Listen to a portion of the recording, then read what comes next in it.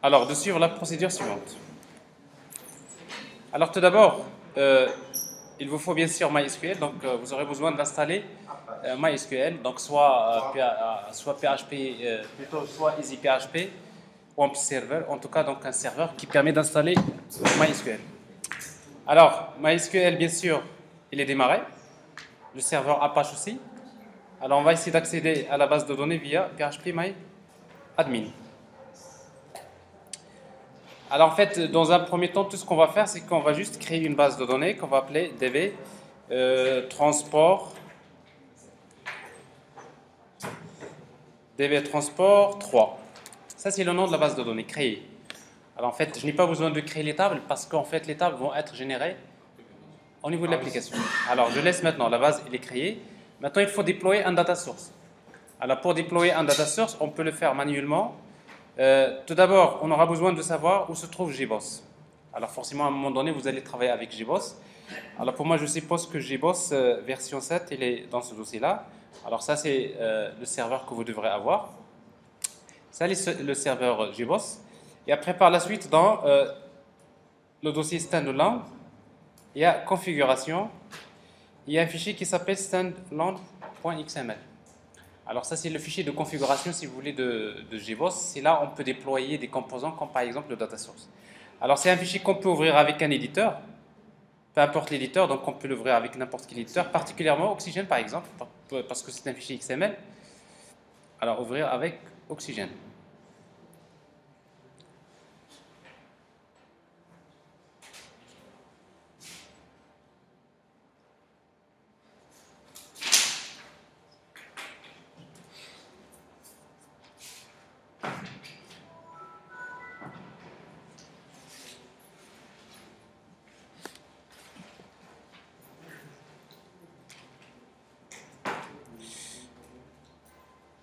Alors, je crois qu'il y a un petit problème parce que j'ai plusieurs versions d'Oxygen. Oxygen, version 11, 14. Oh.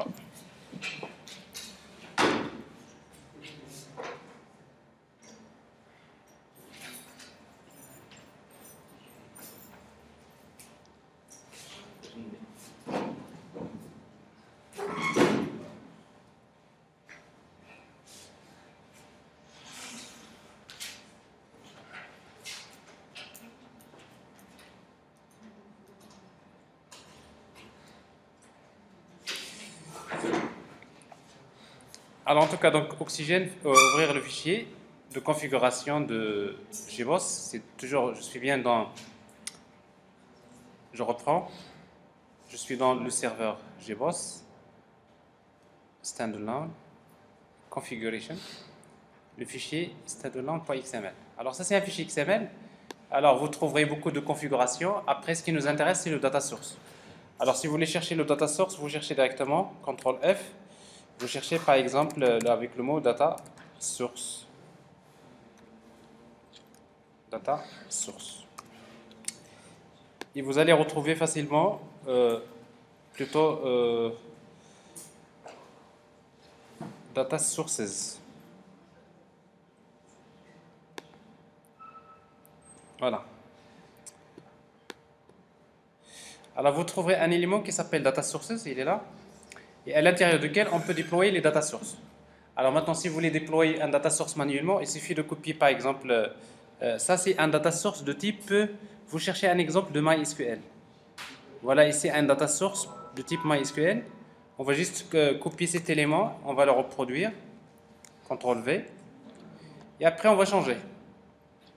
Alors tout d'abord, un data source, il faut choisir le nom GNDI, parce qu'en fait, un data source, quand il va être déployé, sa référence va être publiée dans l'annuaire. Alors quel est le nom? On va lui donner par exemple DSTR. Donc ça, c'est-à-dire c'est le nom du data source. Alors généralement, le pool de connexion, on lui donne généralement le même nom. Et après, par la suite, connection URL, vous aurez besoin de spécifier donc l'URL de la connexion. Alors ici, donc, on voit que c'est une connexion de type MySQL. La base de données se trouve en localhost. Le port de MySQL 3306 et la base de données. Alors la base de données, comment il s'appelle? Transport 3. On voudrait établir une connexion avec la base de données. Et après, le pilote GDBC, c'est com.mysql.gdbc.driver. Et après, vous avez sécurité, donc, dans laquelle vous avez username et password. Alors, username, donc c'est, dans notre cas, c'est root. Le mot de passe, c'est une chaîne vide. Donc, après, donc, tout dépend de votre version de MySQL et des utilisateurs que vous utilisez. Alors, ici, donc, le fait de créer cet élément XML, c'est que vous avez déployé un data source. Mais bien sûr, quand vous démarrez GBoss, le data source, il est automatiquement déployé. Pourquoi?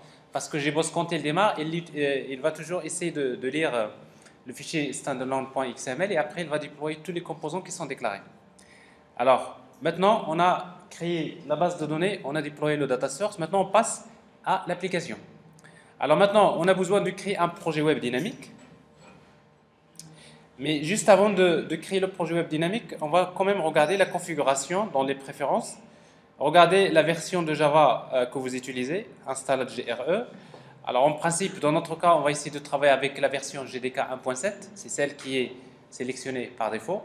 Alors en principe, si vous avez une autre version autre que par exemple GDK 1.7 ou GDK 1.6 que vous avez installé, vous pouvez toujours l'ajouter, ajouter, add, next, et vous cherchez le chemin où se trouve le GDK. Alors généralement, le GDK, il est toujours installé dans, en tout cas si vous travaillez avec la version, la plateforme Windows, donc c'est dans Program Files, Java, GDK.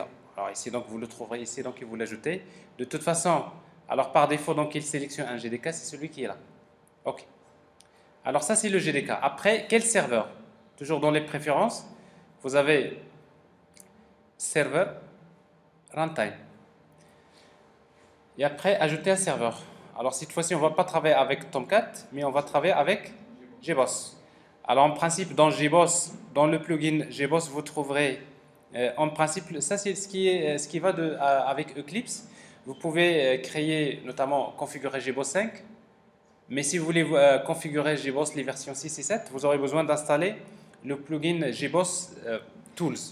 En fait, GBoss Tools, c'est un plugin généralement que vous avez besoin d'installer dans votre version de Eclipse si vous voulez accéder à la configuration de d'autres versions de GBoss. Alors ici, donc, vous voyez que je peux, bien sûr, ajouter la version de GBoss. Alors, GBoss Swiss qui se trouve dans J2E, GBoss version finale. Voilà. Voilà. Alors ça, c'est la configuration. Alors, quel est le GDK qu'il va utiliser? GDK 1.7. Donc ça, c'est la configuration du serveur. Alors en fait, il faut juste noter que c'est le plugin. Le plugin, généralement, n'est pas installé. Comment installer un plugin? GBoss Tools. Alors dans le menu Windows, vous pouvez aller vers Eclipse Market. Donc ce qui vous permet d'arriver vers une page web, si vous êtes connecté, de chercher directement les plugins. Alors parmi les plugins généralement qui sont souvent utilisés, c'est GBoss Tools. Alors vous le cherchez.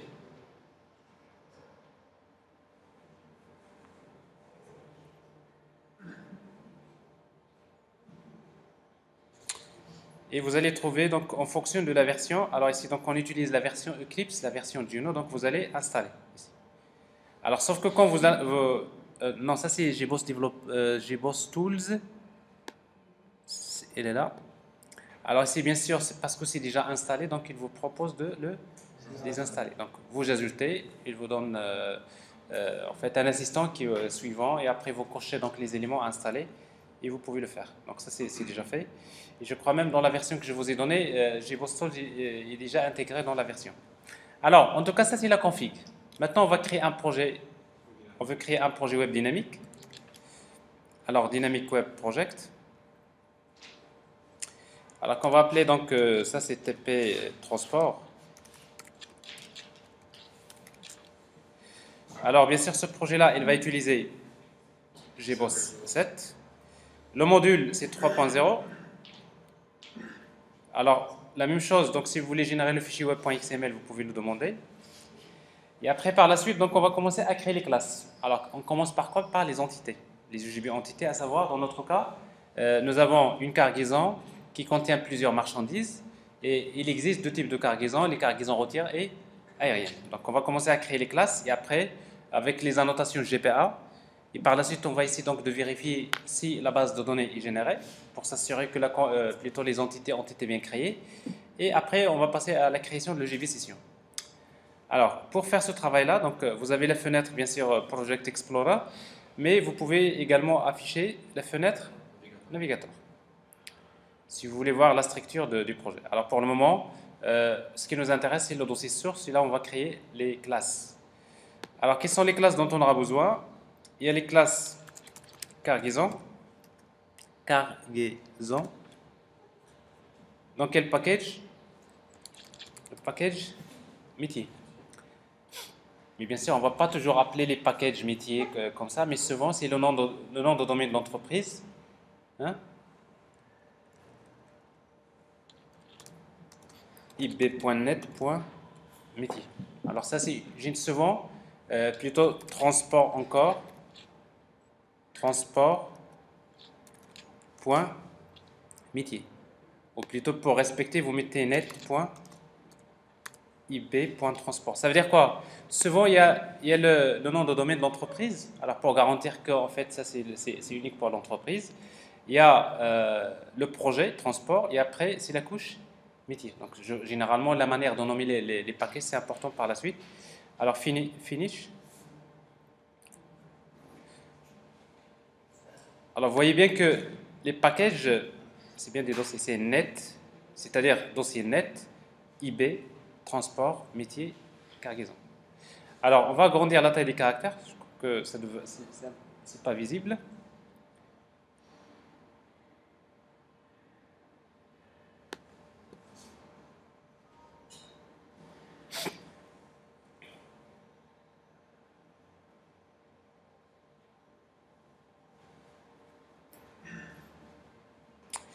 Alors voilà la classe cargaison. On va créer également la classe marchandise.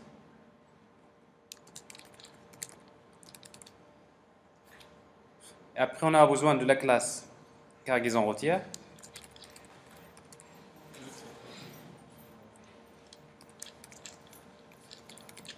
Cargaison routière. Et la classe cargaison aérienne. Cargaison aérienne. Alors ça, c'est les entités. Alors maintenant, pour que ce soit une entité, par exemple, marchandise. C'est quoi un EGB entité? C'est une classe qui est sérialisable. Donc il faut implémenter l'interface sérialisable. On déclare les attributs. Alors dans notre cas, la marchandise est définie par le numéro, qui est de type langue. Il y a le poids, qui est de type double. Le volume.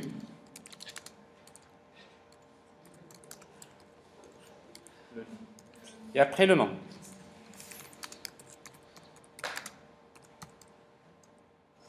Le nom de la marchandise. Alors après le reste, donc on va générer un constructeur sans paramètres. Un constructeur avec paramètres. Alors ici, donc je suppose que le numéro, il est auto-increment, donc je ne le spécifie pas dans le constructeur. Et après, il y a les getters et setters. Mais on a oublié un attribut. Lequel? Une marchandise appartient à une cargaison. Une marchandise appartient à une cargaison, donc on aura besoin de déclarer un attribut de type cargaison. Ça, c'est une association de type minute one. Alors, cargaison. Et bien sûr, les associations aussi, il ne faut pas oublier de générer les getters et setters. Getter pour cargaison. De toute façon, pour tous les attributs, généralement, vous aurez besoin de générer les getters et setters. Alors ça, c'est un simple Java Bean. Alors pour que ce soit un EGB entité, on a dit qu'il faut utiliser la notation entité. Si vous voulez spécifier le nom de la table, vous utilisez la notation table, le nom de la table. C'est-à-dire que les marchandises vont être stockées dans la table. On peut l'appeler marchandise. C'est la table qui va être créée par la suite. Table name égale marchandise. Et après, l'identifiant. Alors, pour la table marchandise, c'est quoi la clé primaire? C'est le numéro. Donc, on va utiliser la notation ID. Et si vous souhaitez que ça soit généré automatiquement, vous utilisez la notation generated value. generated value. Et pour spécifier la manière avec laquelle on va générer, on va utiliser l'attribut stratégie égale generation type, point, par exemple, auto. Tout simplement identité. Si vous voulez que ce soit une identité, c'est-à-dire à chaque fois, on va incrémenter avec 1. Si vous voulez spécifier le nom de la colonne, vous ajoutez également la notation colonne avec name égale, par exemple, numéro. Et après, par la suite, pour les autres attributs, vous pouvez également ajouter la notation colonne, si vous voulez. Alors, en fait, la notation colonne n'est pas obligatoire parce que, par défaut, il prend le même nom que l'attribut. Par exemple, pour volume, je ne spécifie rien. Mais par la suite, il ne faut pas oublier que vous avez, voilà, ici, une marchandise appartient à une cargaison, donc vous avez une association de type mini to one. Mini to one, c'est-à-dire plusieurs à 1. Plusieurs marchandises pour une cargaison. Mais quand vous avez mini to one, tout à fait, mini to one, quand vous avez mini to one, vous spécifiez la clé étrangère. Et la clé étrangère, c'est join column name. Alors la clé étrangère, c'est quoi? C'est la référence de la cargaison. Je suppose que la clé étrangère, parce qu'en fait, une marchandise appartient à une cargaison. Alors voilà les annotations qu'on devrait mettre, notamment pour le cas de ma marchandise. Ben, on va faire la même chose pour les cargaisons. Alors une cargaison, c'est une classe qui doit être sérialisable. On a besoin de spécifier la référence. On a besoin de spécifier la distance. On a besoin également de spécifier la date de livraison. C'est java.sql, plutôt java.util.date. Date livraison. Et on a également besoin de spécifier quoi d'autre? Voilà, une liste de marchandises. Parce qu'une cargaison contient plusieurs marchandises. Comme nous avons une association bidirectionnelle, on va utiliser une collection. Alors, collection qui contient des marchandises. Contrôle espace, la collection, on va l'appeler marchandises.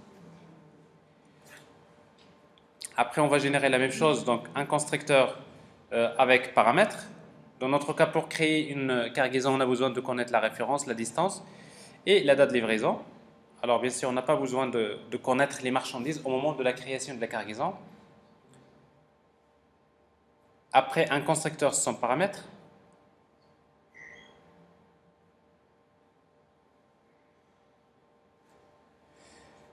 Et après, plutôt les getters et setters. Et pour compléter, on a besoin de l'association, plutôt des annotations.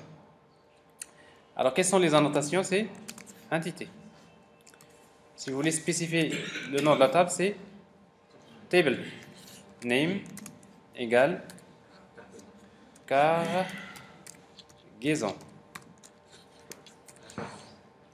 Mais il y a l'héritage, parce que nous savons que cargaison contient des classes dérivées. Alors pour mapper l'héritage, nous avons la dernière fois, ici on va choisir une table par hiérarchie en utilisant la notation inheritance. Et la stratégie égale, on va utiliser une constante qui se trouve dans l'entité inheritance type, point, single table. C'est-à-dire, on va spécifier la même table pour toute la hiérarchie. C'est-à-dire une table pour stocker aussi bien les cargaisons routières et aériennes. La dernière fois, on a expliqué il y a 3 stratégies, soit une table par hiérarchie, une table pour chaque classe phi, ou tout simplement une table pour la classe parente et une autre table pour chaque classe phi. Alors c'est donc qu'on utilise single table. Et après, vous aurez besoin de spécifier la colonne qui spécifie le type de cargaison. Alors cette colonne, on la map avec discriminator colonne. Name. Alors la colonne, généralement, on va l'appeler type cargaison. Et si vous voulez spécifier la dimension, vous mettez lent égale par exemple 2. Alors, lent, c'est quoi? C'est parce que quand il va générer la base de données, il va créer une colonne type. Alors, forcément, il sera de type par défaut de type varchar, c'est du texte. Mais le nombre de caractères pour moi, c'est 2. Donc, c'est-à-dire ça peut être soit CR, c'est-à-dire cargaison routière, ou CA, ça veut dire cargaison aérienne. Alors après, on aura besoin des annotations ID.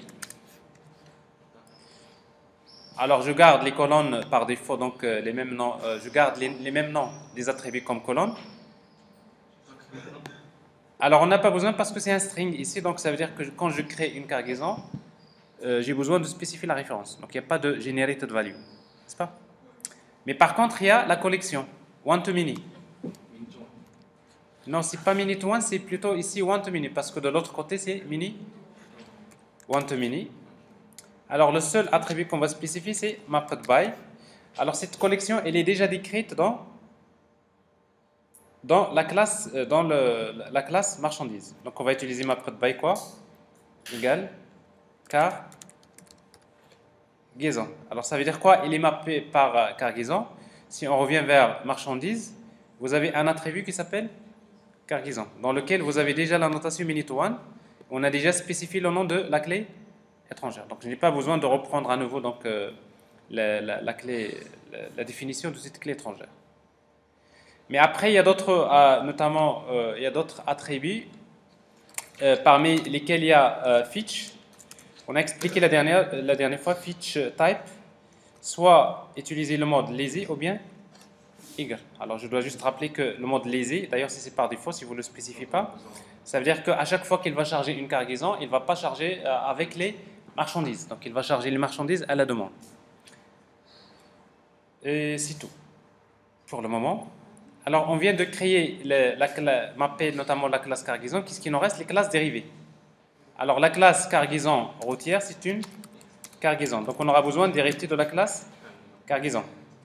Et on va ajouter les caractéristiques, à savoir température, conservation. Et le reste, ça va être les getters, plutôt un constructeur tout d'abord. On va générer les constructeurs from, plutôt using field, si vous voulez. Donc, on va créer un constructeur qui reçoit comme paramètre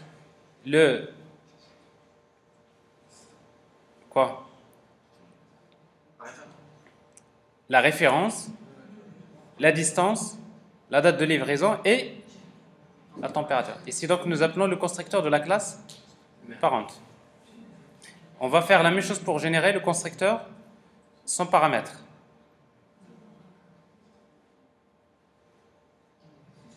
Et après, on va générer getters et setters.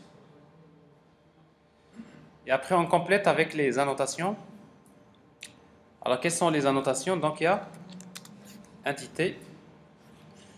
Mais après, comme il y a l'héritage, on va utiliser discriminator value.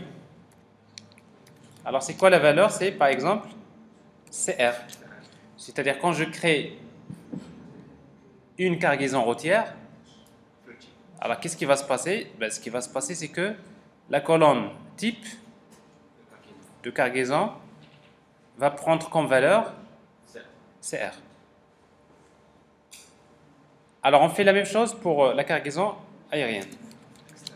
Extend cargaison. On ajoute comme attribut le poids max. Et après, la même chose, donc on génère un constructeur from, plutôt using field. Alors la même chose, un constructeur avec paramètres, un constructeur sans paramètres,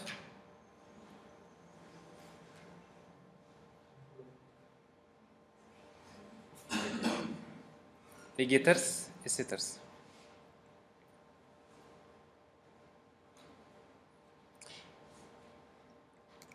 Mais après, donc, on aura besoin de spécifier la notation entité et après discriminator value. Alors dans notre cas ici, la valeur c'est CA. Alors voilà, en principe, nous avons donc mappé les classes. Alors, maintenant, si pour pouvoir déployer, on aura besoin de déployer donc plutôt l'unité de persistance. Alors, avant de tester, on aura besoin d'un fichier qui s'appelle persistence.xml. Alors, de toute façon, quand vous travaillez avec GPA, dans votre projet, vous devrez avoir le fichier persistence.xml. Alors, généralement, ce fichier persistence.xml, il se trouve dans un dossier spécial. Dans le dossier source, on va créer un dossier qu'on va appeler meta-inf. Meta-inf.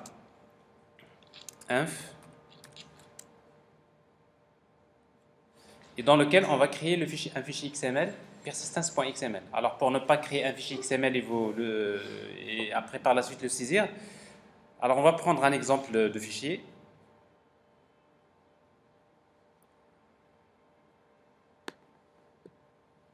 Dans un exemple de projet.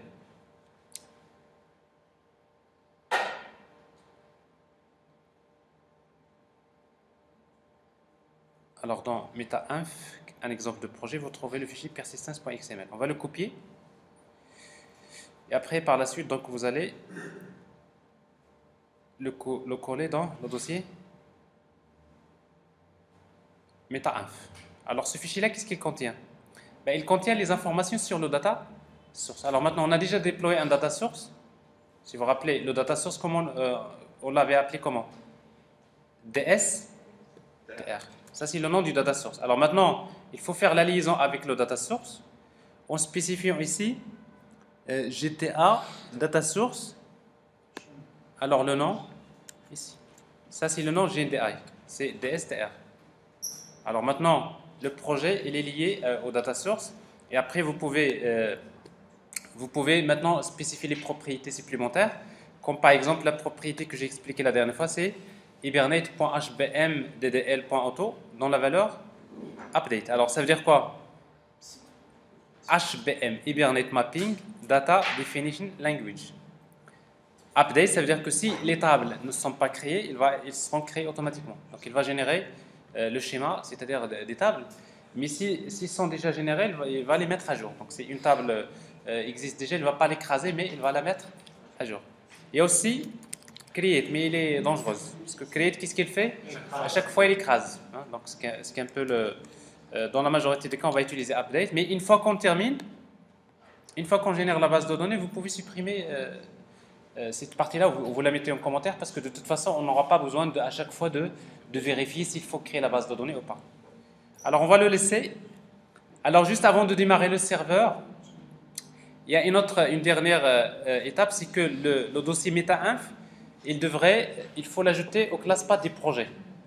Donc, il devrait se trouver dans la racine des classes path des projets. Comment? Alors, généralement, cette opération, si vous voulez la faire, vous pouvez revenir sur la fenêtre Project Explorer. Vous avez le dossier meta-inf, vous cliquez avec le bouton droit, Build Path, Use as Source Folder. Alors ici, donc, ça veut dire quoi? Ça veut dire que maintenant, le dossier meta-inf, il fait partie du class path des projets. Donc, ce qui fait que quand GBoss va chercher les fichiers, il va les chercher dans la racine du class path. Et on démarre maintenant le serveur.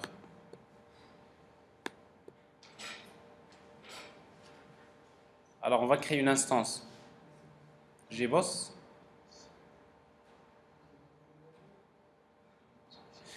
Vous déployez le projet si vous voulez. Après, start. À tes souhaits. Alors, en tout cas, quand vous démarrez GBoss, vous allez voir bien sûr un ensemble de messages qui vont s'afficher sur la console. Alors, s'il y a des problèmes, souvent, vous trouverez des exceptions au démarrage.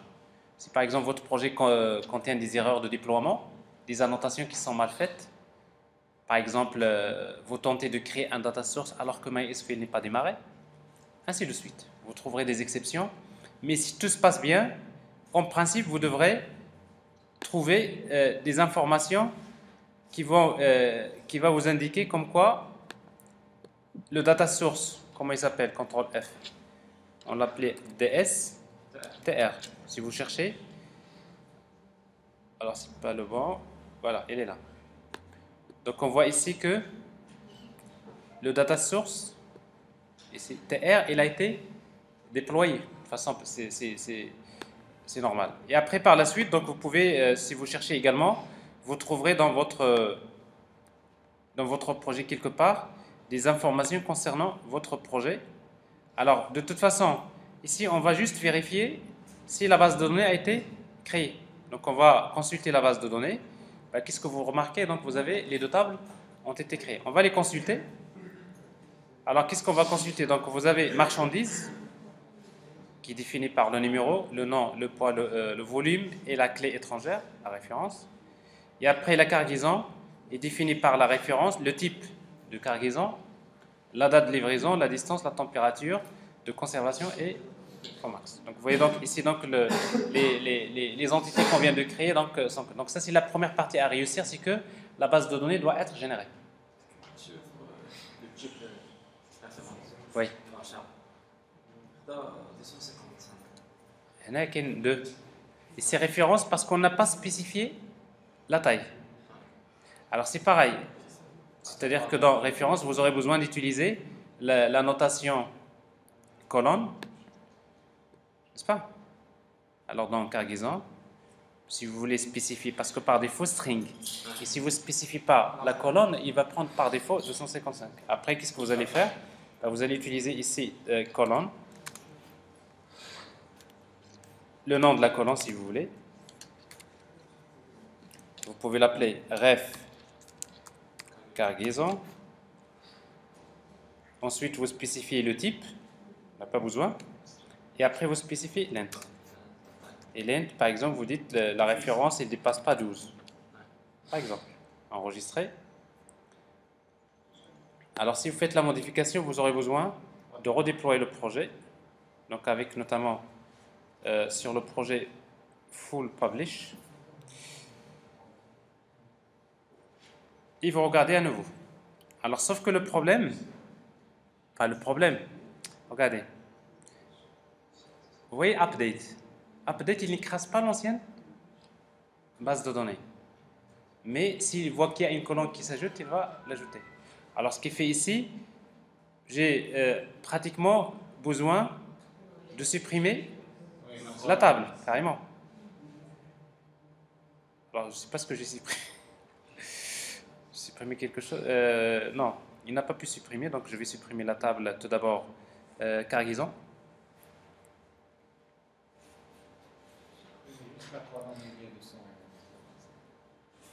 Alors, on va supprimer la table marchandise. Après, on va supprimer la table cargaison. Ou tout simplement, vous mettez create à la place de update. Comme ça, vous allez l'obliger à chaque fois à faire un drop pour supprimer les tables et de le recréer à nouveau. Alors ici, donc, je vais redéployer. Ce qui va l'obliger à lire à nouveau donc, les annotations et les fichiers XML et de générer le schéma relationnel. Ici, donc, il y a la cargaison, il y a le type. Alors ici, donc, vous voyez maintenant, c'est plus 255, c'est 12. Alors voilà donc plutôt la partie EJB entité. Alors maintenant, on va créer le JB session. Alors pour créer le JB session, donc on aura besoin de, toujours dans la couche métier, plutôt dans le package métier, donc on aura besoin, dans le même package, si vous voulez, l'interface i transport local. L'interface. Et après, dans l'interface, on déclare les méthodes dont on aura besoin. On a besoin de créer une méthode qui permet d'ajouter une cargaison. Et pour ajouter une cargaison, on a besoin de lui donner comme paramètre un objet de type cargaison.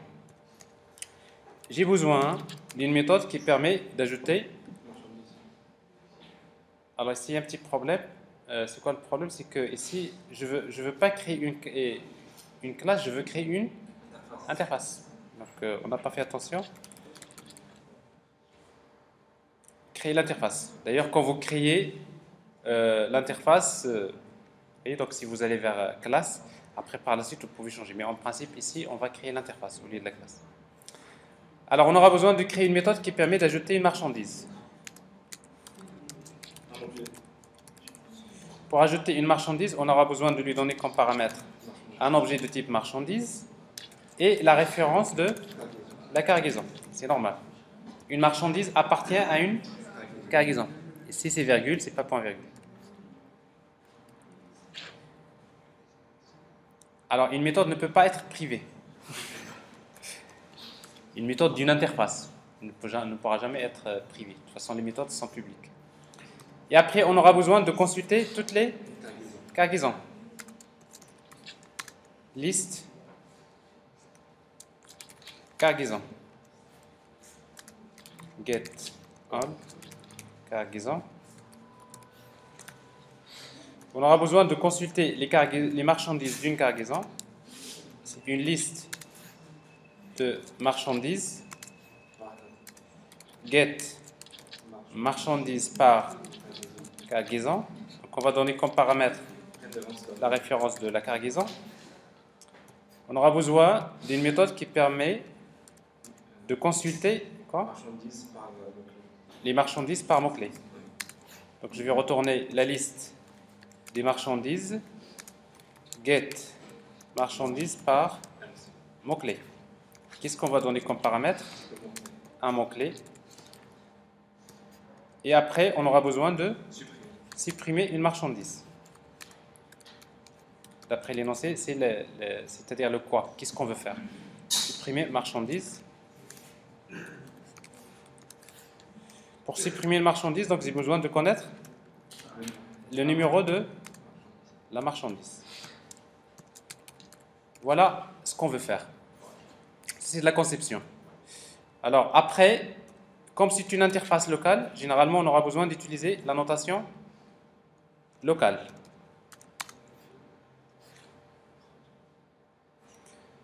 Alors maintenant, on aura besoin d'implémenter. Alors pour implémenter, bien sûr, pour créer le JB, on va créer une classe qu'on va appeler transport EJB implémentation. Alors c'est une classe qui devrait implémenter l'interface transport local. Et vous savez, quand on implémente une interface, ça veut dire qu'on est obligé de redéfinir toutes les méthodes de l'interface. On va cliquer sur l'erreur. Il nous demande est-ce que vous voulez implémenter? Oui. Donc j'implémente les méthodes. Alors un EJB session, c'est un EJB qui commence par la notation soit stateless ou bien stateful. Alors ici donc on va utiliser stateless.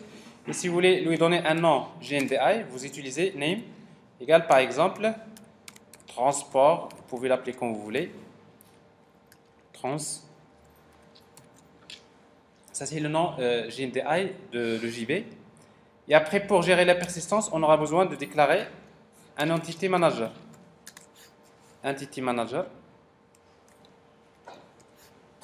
EM. Alors en principe, l'entity manager, on a besoin de faire l'injection du contexte d'une implémentation de l'entity manager en utilisant la notation persistance contexte.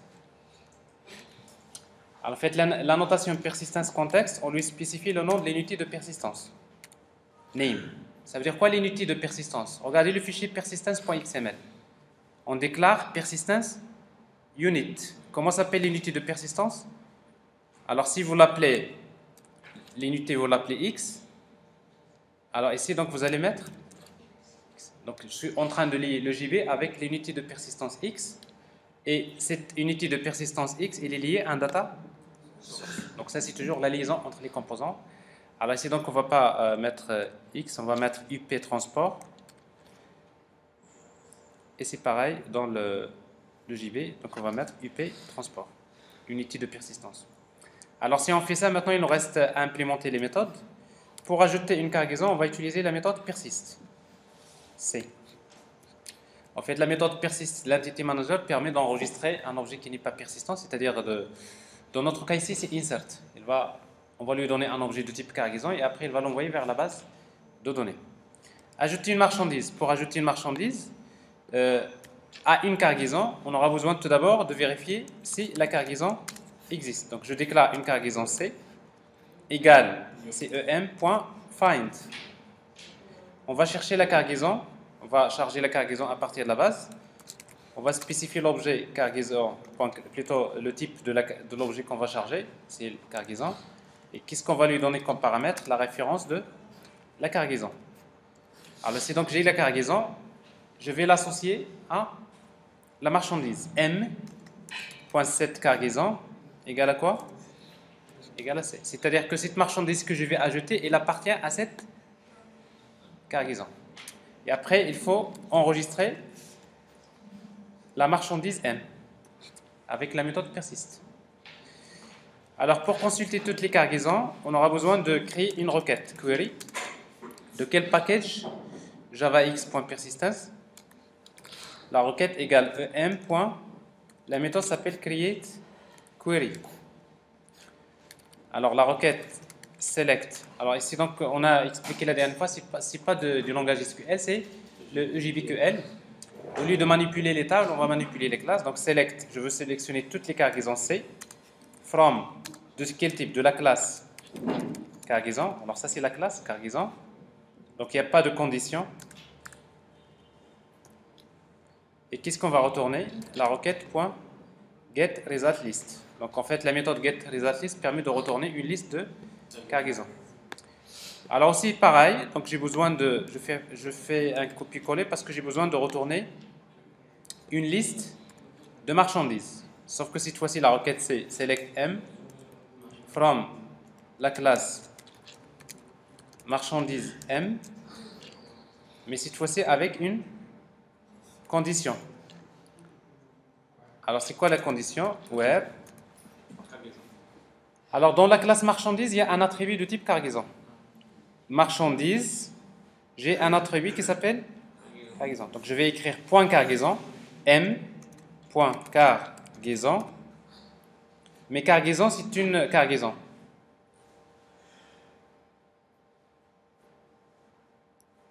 Et dans cargaison, j'ai la référence. Donc je vais ajouter point référence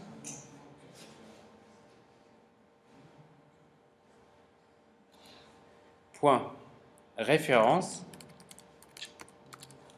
égale le paramètre de point x. Donc je veux sélectionner toutes les marchandises. Dans la condition, c'est m.cargaison par référence. Ça veut dire la référence de la cargaison de cette marchandise. Et après, on va remplacer le x par sa valeur. Alors pour remplacer le x par le paramètre x par sa valeur, c'est la requête .set paramètre. Le paramètre x, on va le remplacer par la référence de la cargaison comme paramètre. Et après, consulter par mot-clé. Donc on va faire un copier-coller.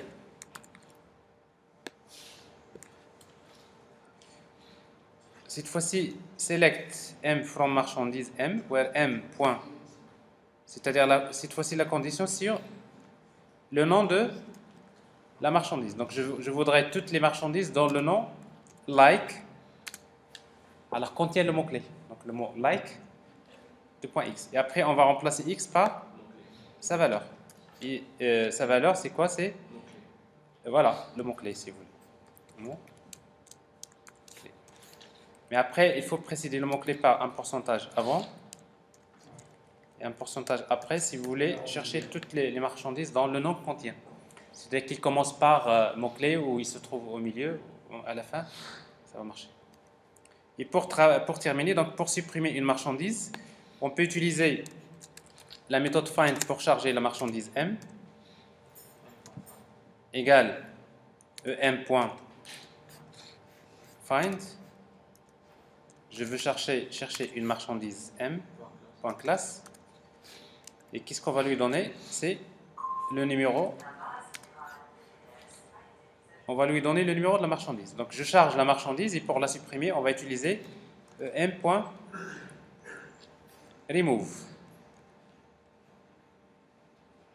Qu'est-ce qu'on va supprimer? La marchandise m. Alors ça, c'est quelques méthodes principales dont on a besoin. Alors ici, donc on voit des méthodes. Alors maintenant, une fois qu'on crée maintenant le JB session, on va créer les web Le web service. Donc on va tout d'abord créer le web service SOAP et on le teste. Et après on va créer le service REST. Alors en fait le web service, donc je peux le créer toujours dans le package NetIB Transport, la classe point service. Ça c'est le package. Et après la classe on va l'appeler transport SOAP service.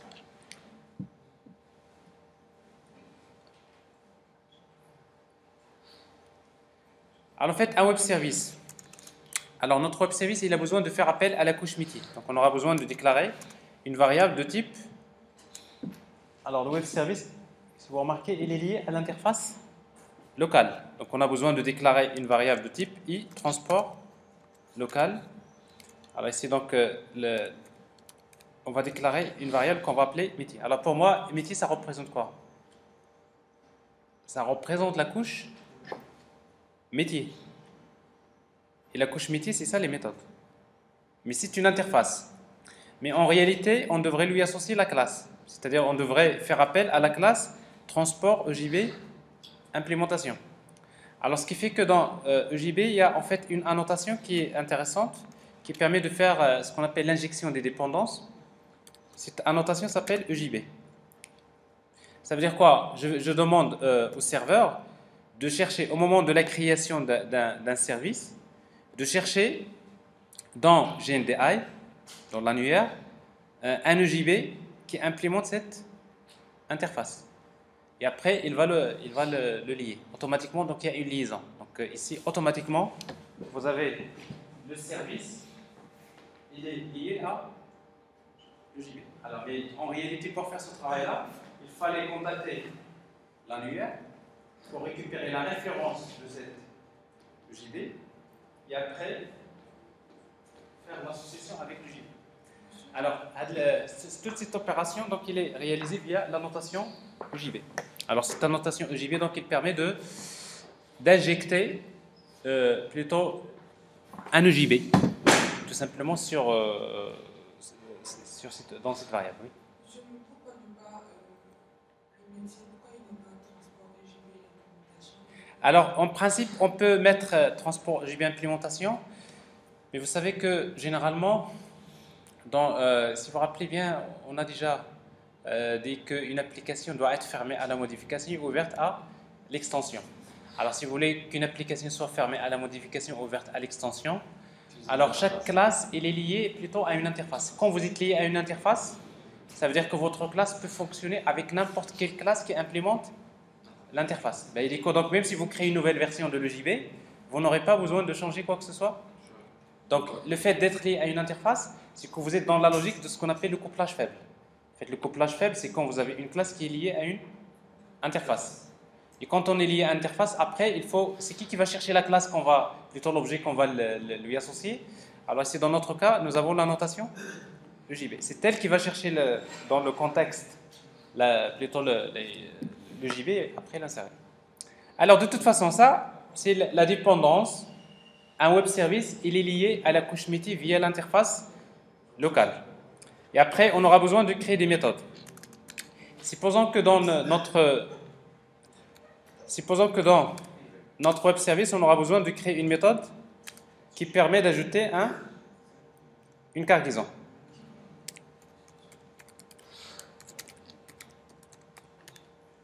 Et que pour ajouter une cargaison, donc je peux par exemple prévoir une méthode qui permet d'ajouter une cargaison routière, par exemple. Alors pour ajouter une cargaison routière, on a besoin de spécifier quels paramètres. Cargaison routière, on a besoin de spécifier la référence. On est bien d'accord?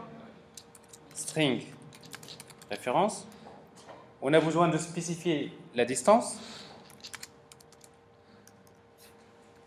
On a besoin de spécifier la date.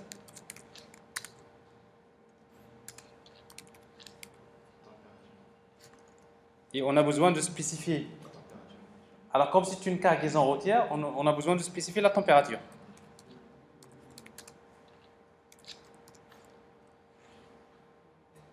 Alors, voilà les paramètres. Le premier paramètre, le deuxième, le troisième et le quatrième. Alors ici on va pas mettre D, ça c'est distance, c'est date. Alors maintenant cette méthode pour ajouter une cargaison, c'est très simple, on va tout simplement faire appel à la couche métier, parce que la couche métier elle est déjà prête, et on va appliquer la méthode add cargaison. Alors la méthode add cargaison qu'on vient de créer, c'est elle qui va nous lier à la base de données, mais on va ajouter une cargaison. Alors ici donc on va créer un objet de type, quel type de cargaison? Routière. Cargaison routière. Mais quand on va créer une cargaison routière, on va spécifier les paramètres. Quels sont les paramètres? Il y a la référence, il y a la distance, il y a la date et la température. Alors voilà un exemple de méthode. Mais si vous voulez que ça soit une méthode web, parce qu'il ne faut pas oublier que c'est un web service. Alors, pour que ça soit un web service, il faut utiliser la notation web service. Et après, toutes les méthodes doivent être précédées par la notation web méthode. Et après, les paramètres. Les paramètres, c'est web para. Et on spécifie le nom des paramètres. Name. Donc ça, c'est la référence. On va faire un copier-coller. Name, référence. Ça, c'est la distance. La date livraison.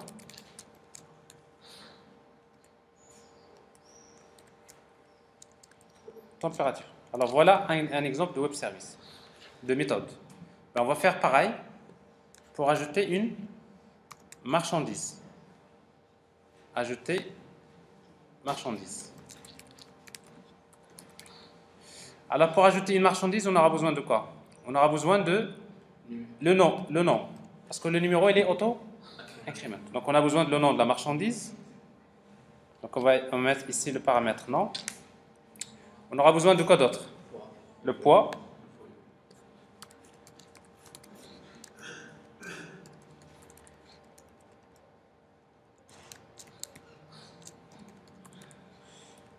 On aura besoin d'un paramètre qu'on va appeler volume.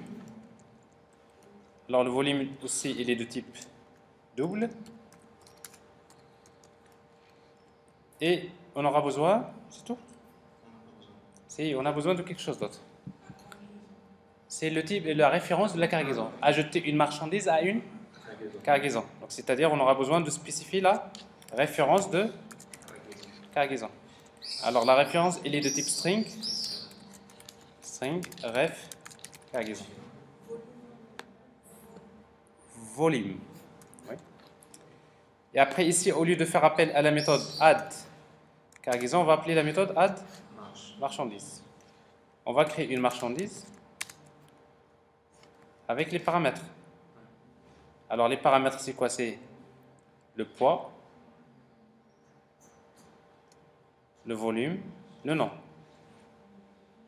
Alors le volume, c'est ici, vol. Et après, quelle référence? Pour quelle cargaison? C'est ref cargaison. Donc voilà la méthode. Et après, les autres méthodes, c'est la consultation. Supposons je veux créer mon service, je voudrais qu'il me permette également de consulter toutes les cargaisons.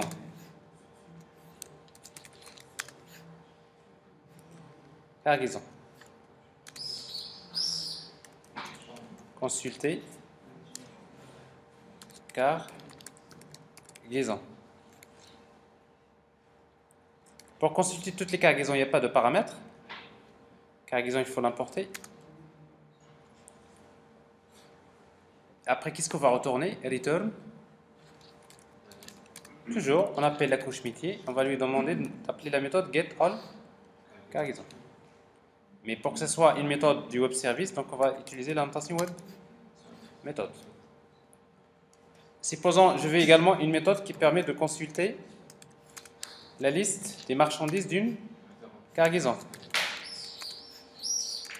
Get marchandise par cargaison. On va lui donner la référence de la cargaison. Et qu'est-ce qu'on va retourner?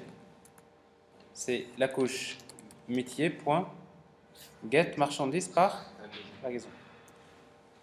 Donc l'essentiel est déjà fait dans la couche métier, on va juste appeler les méthodes. Et pareil, pour compléter, donc vous aurez besoin d'utiliser la notation web méthode. Ici, la notation web param. Alors web param avec le paramètre name égale ref cargaison. Et qu'est-ce qui reste d'autre? On va faire la même chose, consulter par mot-clé pour vérifier toutes les méthodes via le web service. Alors, ref, ici donc get marchandise par mot-clé. Donc, ici il y a un mot clé comme paramètre. Ici, on va mettre MC. Et dans ce cas-là, on va appeler métier.get cargaison par mot-clé. Paramètre MC. Et enfin, pour supprimer une marchandise,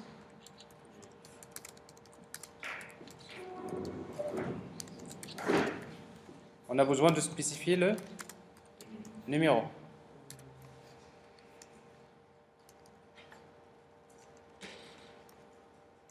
Avec la notation web méthode et la notation web param.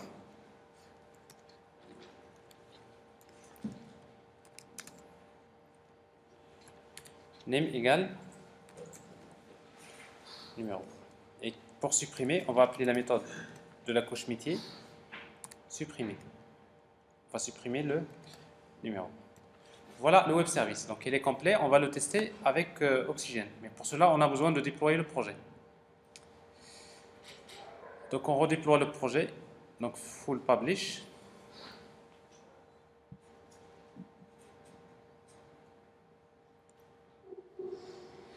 Alors en principe, si vous voulez consulter, si vous lancez votre navigateur, pour consulter le WSDL, donc on va utiliser http localhost 8080 / le nom du projet. Le projet, comment il s'appelle? TP transport.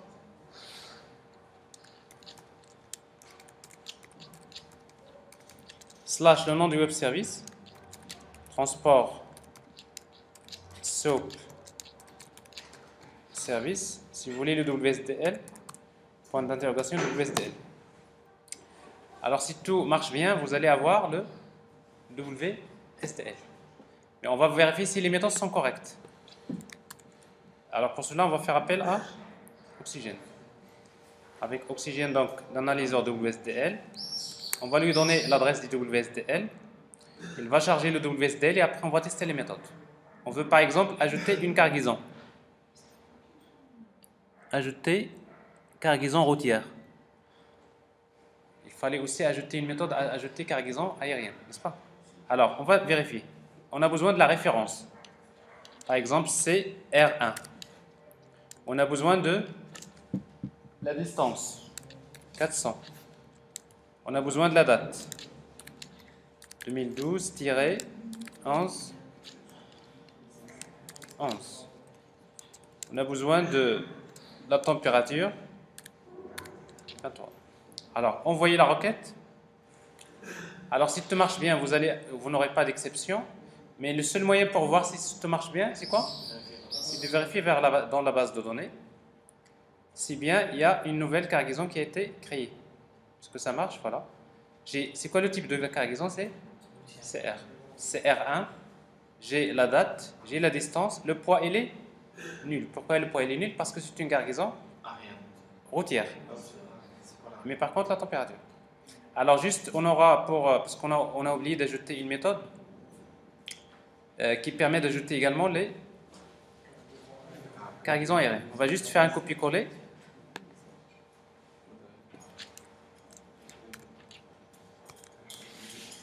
Ajouter cargaison aérienne. les mêmes paramètres. La seule différence, c'est ici, au lieu de la température, c'est le poids max. Et au lieu de créer une cargaison routière, on va créer une cargaison aérienne. Ici, à la place de la température, c'est poids. Alors, on vient d'ajouter cette méthode. On va redéployer.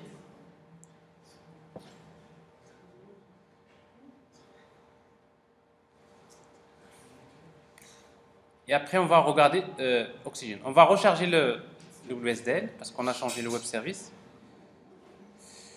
Et on va tenter cette fois-ci d'ajouter une cargaison aérienne.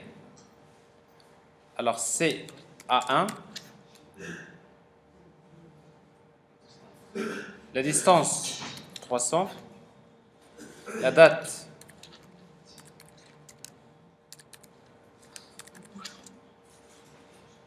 le poids max.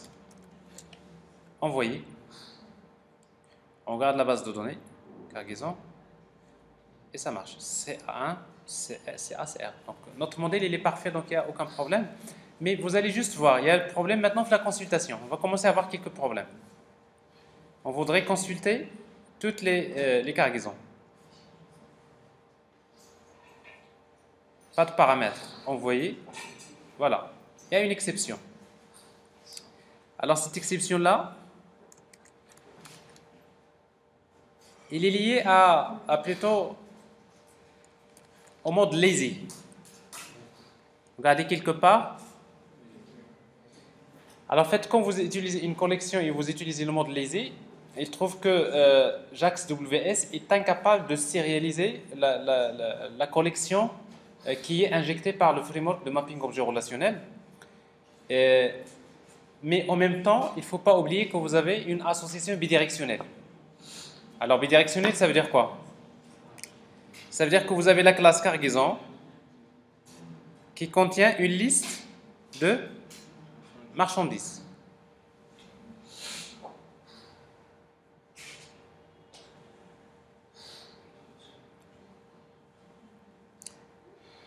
Ça veut dire quoi? Quand il va sérialiser en XML, il va sérialiser en XML par exemple la référence, la distance, la date, et après il va essayer de sérialiser en XML la liste des marchandises.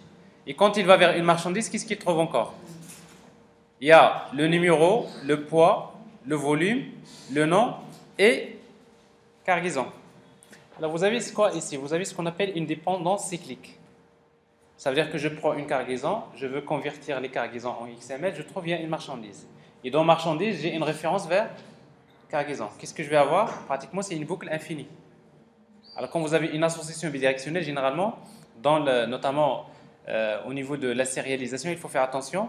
Alors généralement, ce qu'on fait, c'est que dans la classe, on va dire tout simplement quand il veut sérialiser cargaison en XML, c'est pas la peine de sérialiser la collection des marchandises. Alors comment on va faire ça? En utilisant une annotation qui s'appelle XML transient. En fait, c'est une annotation. L'annotation XML transient permet de déclarer un attribut transitoire, c'est-à-dire que c'est un attribut qui ne va pas être sérialisé. Alors sauf que pour spécifier l'annotation XML transient, par défaut, on va la spécifier dans les getters. Alors si par exemple l'attribut s'appelle getMarchandise, on va vers getMarchandise. Ensuite, juste avant la collection, on va utiliser la notation XML transient.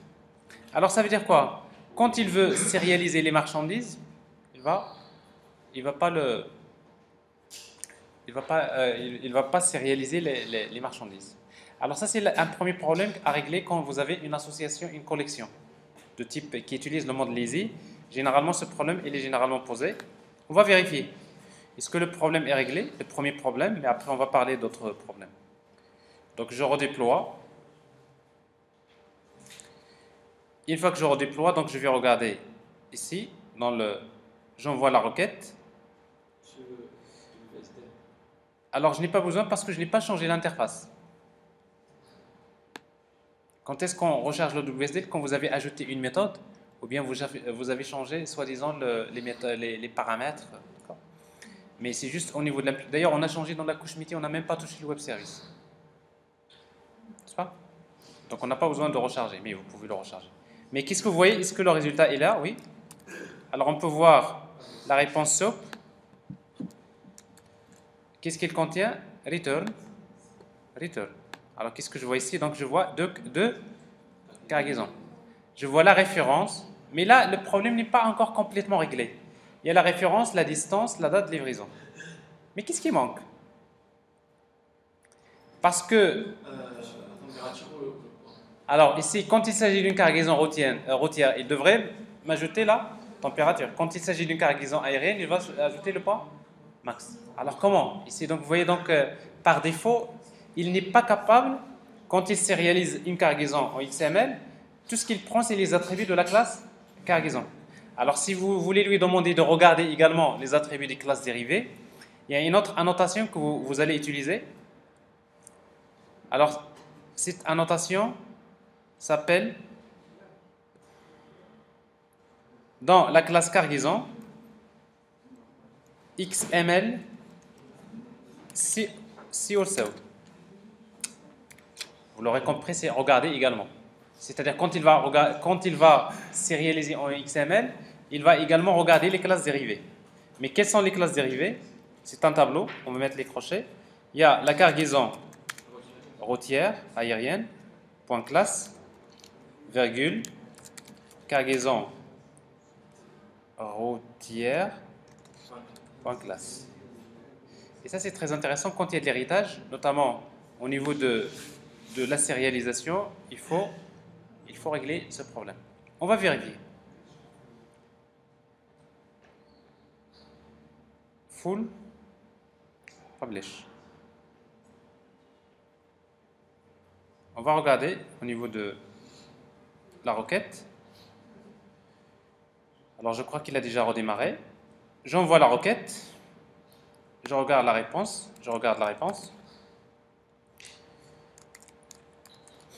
Alors cette fois-ci ça marche. Vous voyez donc la date, la distance, la référence, le poids. Et là vous voyez la date, la distance, la référence et température. Problème réglé.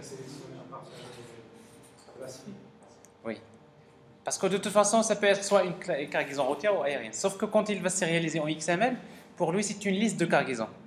Alors, quand c'est une liste de cargaisons, donc il va regarder que les attributs de la classe cargaison. Mais en principe, il devrait également regarder le...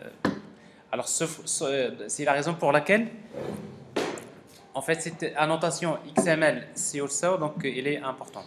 D'accord? Alors, voilà ce qui concerne le web service SOAP. Ben, il en reste le dernier, c'est REST. Alors pour REST, on va faire un copier-coller et on va changer que les annotations parce que c'est la même chose. Et on va mettre les annotations en test et comme ça, donc on va essayer de terminer cette partie-là et il ne restera que les clients. Alors pour le web service REST, donc je vais prendre le web service que je viens de créer, copier-coller, paste. Et on va lui donner un autre nom. Transport RESTful Service.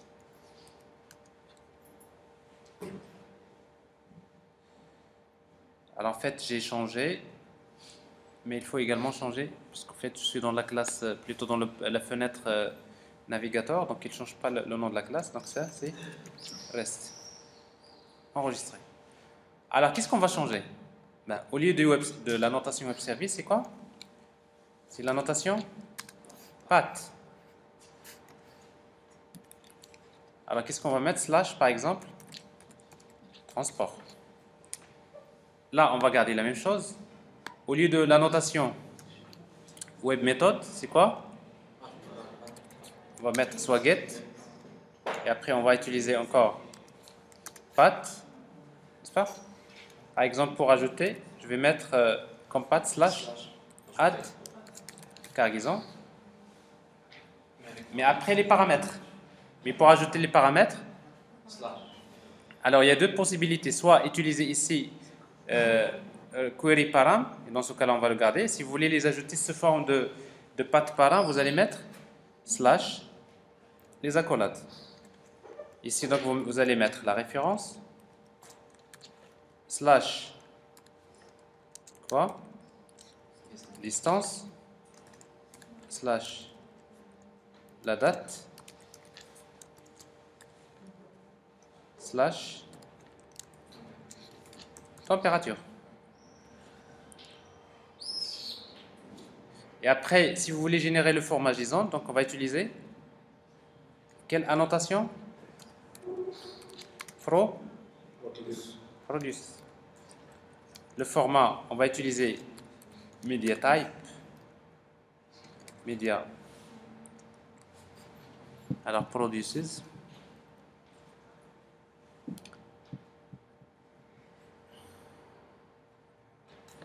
Alors, l'annotation.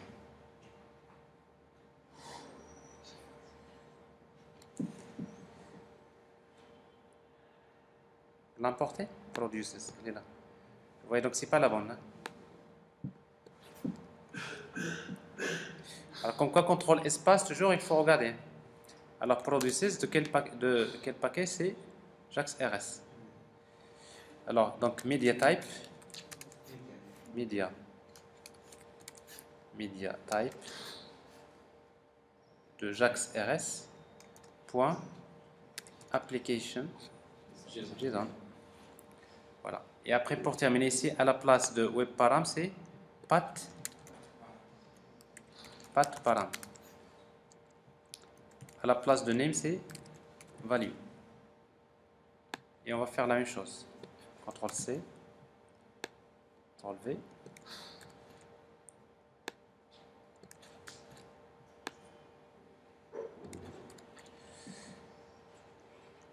Voilà. Alors on fera pareil pour l'autre, donc c'est-à-dire je vais prendre les mêmes annotations, on va les mettre pour l'ajout. Alors sauf qu'ici donc on va mettre add. Alors ici add cargaison routière.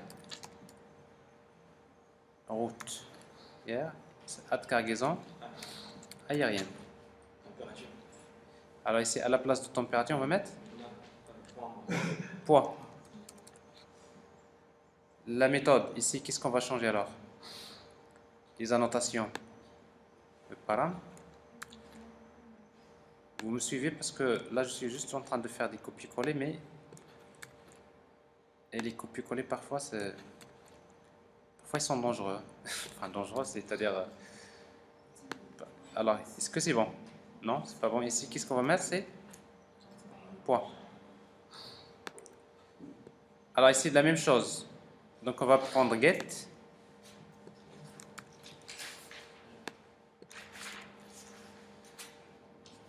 Alors, ici, donc, path.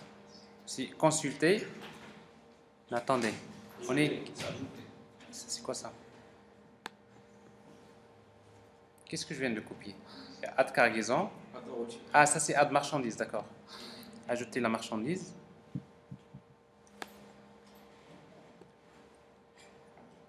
Add marchandise. Alors pour ajouter la marchandise, donc j'ai besoin de quoi? Add marchandise. J'ai besoin de quoi? Le nom, le poids, le volume. C'est tout. Ou la référence de la cargaison. Et à nouveau, donc, path param.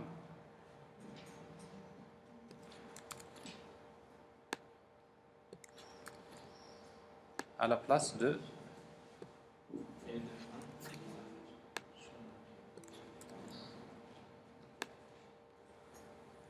de web param.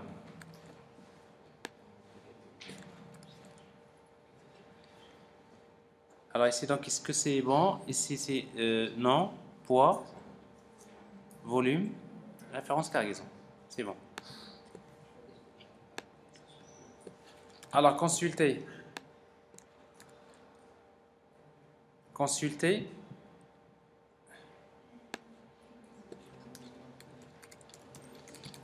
Consulter cargaison. Pas de paramètres.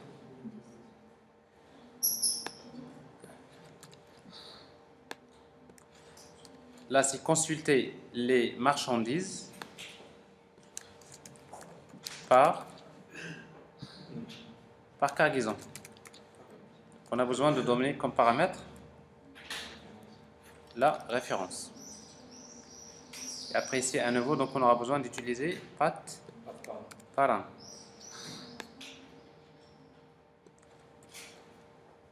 Ici, au lieu de ref car, c'est ref. Il reste encore deux.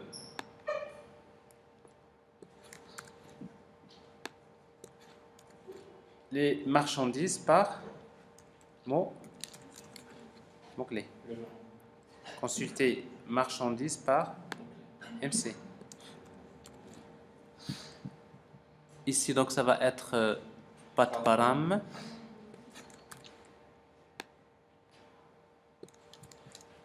Mot-clé. Et enfin, supprimer.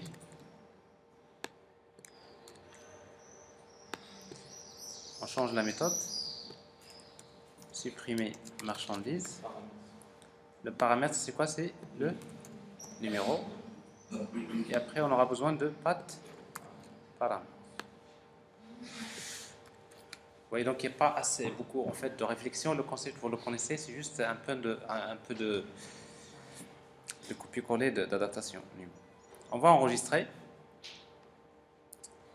et on va regarder.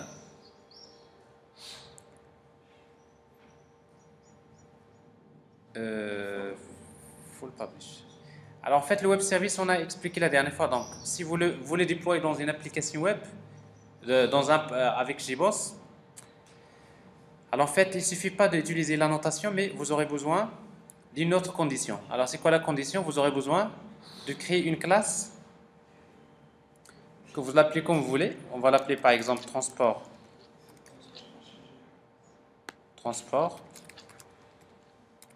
REST. C'est pour créer une application REST. Alors cette classe, c'est une classe qui devrait hériter d'une classe qui s'appelle application, qui fait partie du package JAX RS.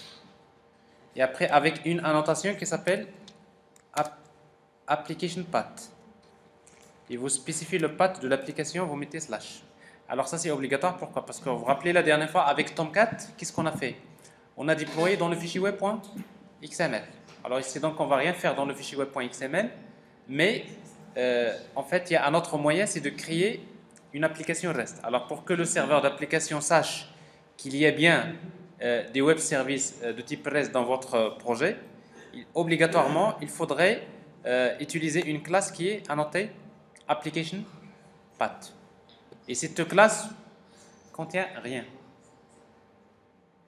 C'est bon?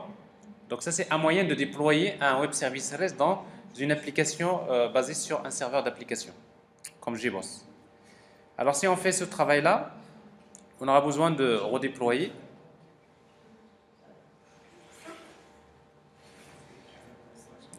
Et on va tester. Alors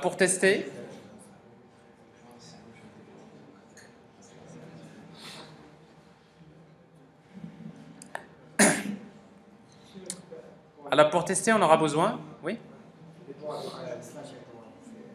Ici, slash.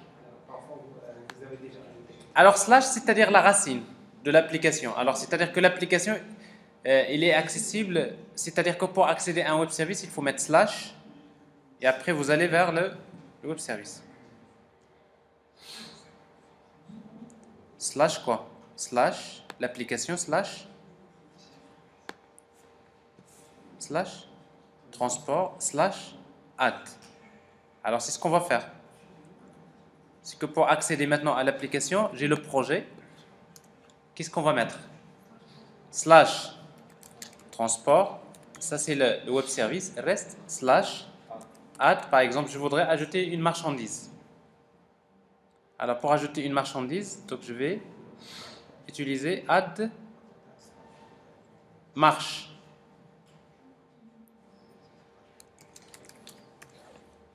Pour ajouter une marchandise, j'ai besoin de spécifier le nom. Par exemple, les PC. Le poids. le volume et la référence de la cargaison. Je vais ajouter une marchandise à la cargaison, c'est R1. Entrée. Alors si tout se passe bien, alors ici donc il y a un petit problème. 404, c'est-à-dire il n'arrive pas à trouver. Ça veut dire on a mal saisi ça. Regardez, c'est mal écrit. Tra. Il y a quelque chose qui cloche. Il y a un A qui manque. Là. Alors, null pointer exception. Alors ça, c'est un petit problème qui est lié au web service de type REST.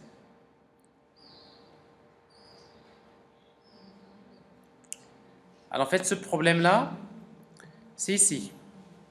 Alors quand vous mettez ici la notation EJB, c'est que vous voulez faire l'injection. Et pour faire l'injection dans un service de type REST, il faut spécifier comme quoi le web service lui-même, c'est un stateless. Rappelez-vous stateless, c'est-à-dire sans état, ou bien stateful. Alors c'est pour cela que avant la notation PAT, on va utiliser stateless. Alors ici donc il est nécessaire pour le web service. Sinon, il n'arrivera pas à faire cette injection. Et s'il n'arrive pas à faire cette injection, ça veut dire que le métier il reste nul. C'est pour cela qu'il vous a donné null pointer exception. Alors voilà les problèmes techniques qui devraient être résolus. Mais a priori, donc, si on déploie, il n'y aura pas de problème. Alors ça, c'est null pointer exception. Alors on va essayer de... Alors on va réessayer.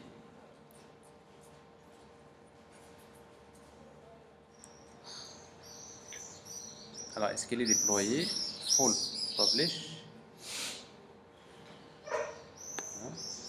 Alors stateless, pas, donc il n'y a pas de problème.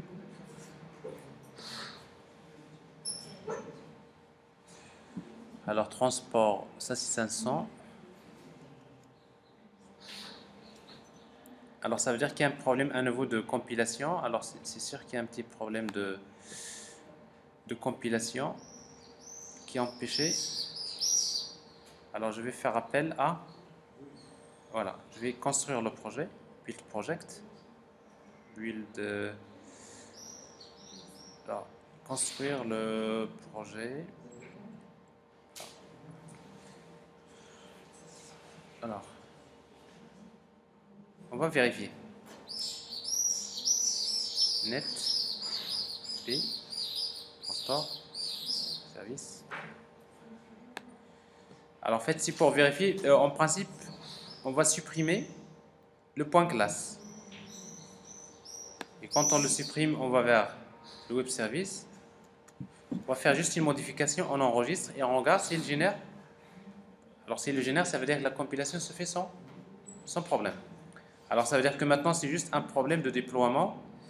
On va supprimer le projet. Et on va le déployer à nouveau. Comme ça, on est sûr qu'il a été déchargé de la mémoire. Et on va le redéployer.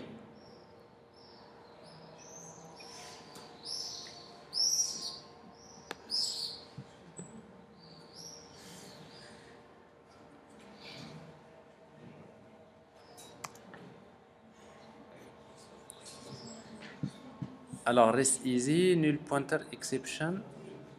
Alors, est-ce que pour toutes les méthodes, ajouter?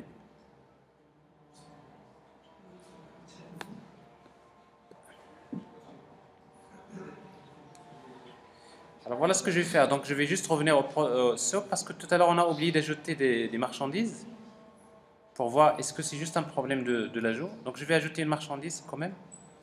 Donc, la marchandise, par exemple, PC, double le poids de 100, le volume de 150 pour une cargaison CA1. Envoyer. Je vais ajouter une autre marchandise que je vais appeler par exemple ordinateur pour la cargaison CA1. Je regarde la base de données. est-ce que les marchandises ont été bien ajoutées? Apparemment, il n'y a pas de problème. Attendez, donc tout ce que nous avons, vous voyez, donc vous avez déjà remarqué une chose, c'est que tout ce que nous avons ajouté tout à l'heure, avec le web service REST, a été bien ajouté. Donc la méthode, il a bien fonctionné, n'est-ce pas? Donc il n'y avait pas réellement de problème, et après on a ajouté d'autres, donc il n'y a pas de souci. Donc c'est-à-dire que le web service, il fonctionne bien, sauf que, il nous a retourné, parce que la méthode, il retourne un void. C'est ça? Void. Et après, vous dites le format JSON. Donc, en fait, en réalité, il n'y a rien à retourner, n'est-ce pas? Petit problème. Alors, on va juste consulter maintenant. Et pour consulter, on va consulter toutes les marchandises. Alors, consulter toutes les marchandises, c'est quelle méthode? Alors, tout d'abord, les cargaisons. Consulter,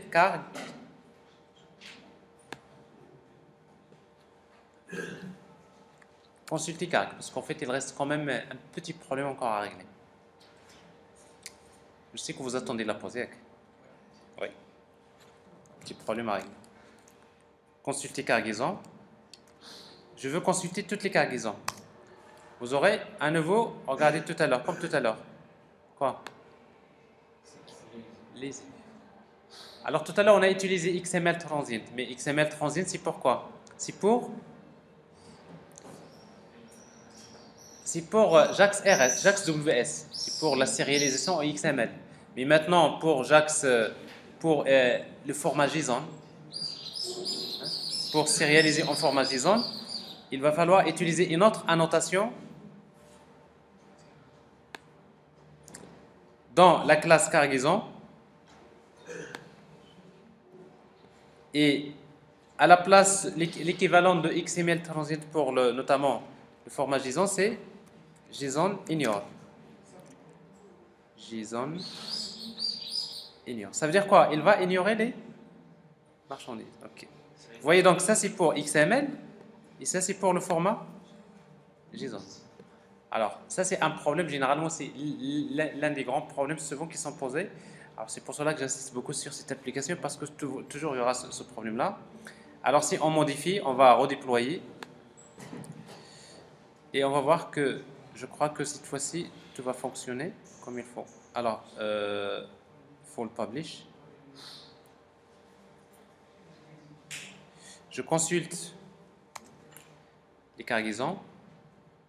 Alors je vois clairement ici que j'ai les cargaisons au format JSON. N'est-ce pas? J'ai le poids, j'ai la température, il n'y a pas de souci. Alors consulter les marchandises d'une cargaison.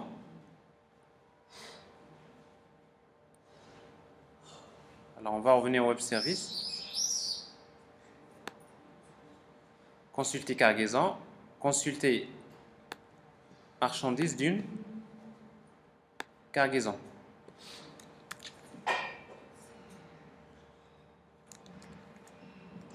C'est quelle cargaison? CA1. CA1. Vous voyez un double slash ici? Alors les marchandises d'une cargaison. Et après la dernière, juste pour tester, et on va s'arrêter à ce niveau-là. Donc par mot-clé, ça serait la même chose. Supprimer. Parce qu'on n'a pas vérifié si on arrive à supprimer. Donc c'est supprimer une marchandise. J'ai la marchandise numéro 6.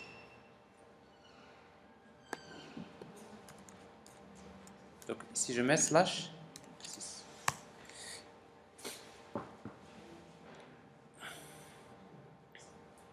Alors il ne retourne rien de toute façon, hein, parce que c'est la méthode void. Donc c'est-à-dire il garde l'ancien résultat. C'est d'ailleurs ce qui est passé tout à l'heure. Alors maintenant on va juste vérifier au niveau de la base, ou tout simplement à nouveau on revient pour consulter, et c'est-à-dire consulter les cargaisons de CA1. Bon, il y a ici un slash ici.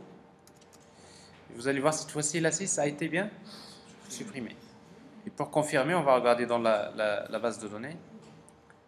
les marchandises. La numéro 6 a été supprimée.